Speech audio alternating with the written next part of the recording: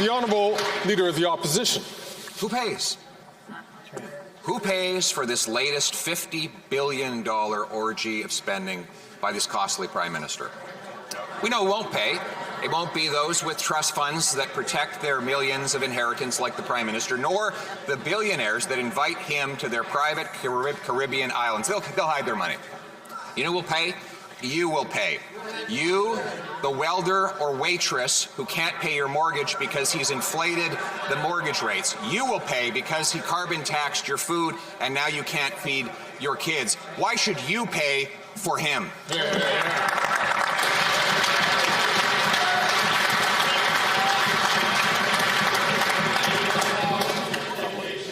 My comment still applies.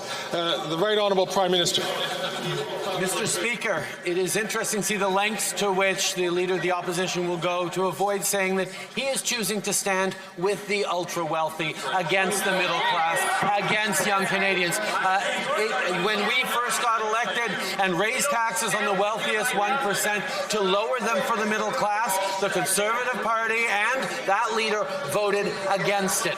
We're asking for the wealthiest in this country, the wealthiest 0.1%, to pay more in taxes so we can support the middle class, so we can restore the dream, particularly for young people, of home ownership, of a brighter future that the world is taking away from people all over the world.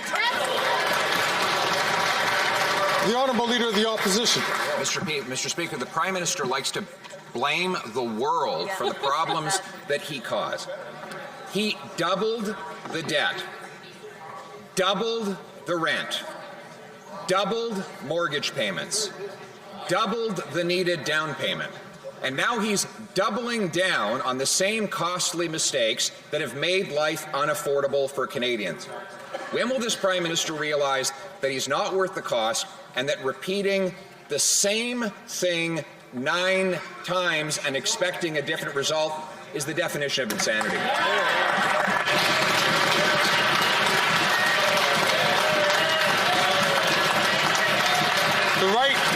The Right Honourable Prime Minister. Speaker, what the Leader of the Opposition is saying is that he stands with the ultra-wealthy 0.1% in this country, and everyone else is on their own, because that's what he would do as he slashes programs, as he slashes investments, as he doesn't build the homes necessary, as he doesn't have a plan to fight climate change and create good jobs, as he has stood against affordability measures, as he stands against seniors getting dental care, Mr. Speaker. He is choosing to stand with the ultra-wealthy while we are investing in Canadians and building a stronger future that is fair for everyone.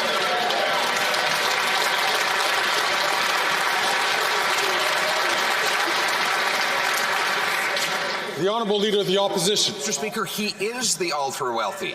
He hid his family fortune in a tax-sheltered trust fund so he wouldn't have to pay the same tax as everyone else.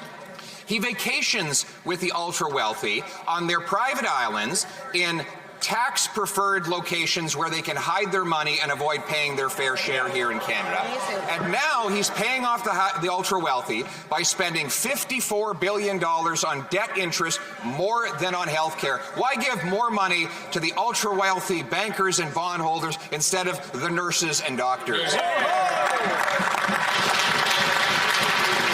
The Right Honourable Prime Minister.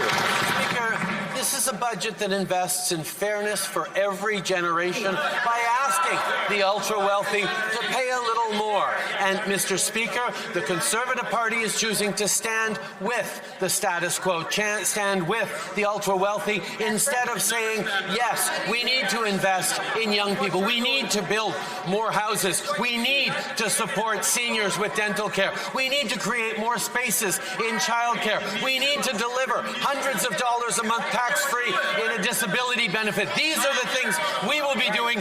Those are the things that they stand against.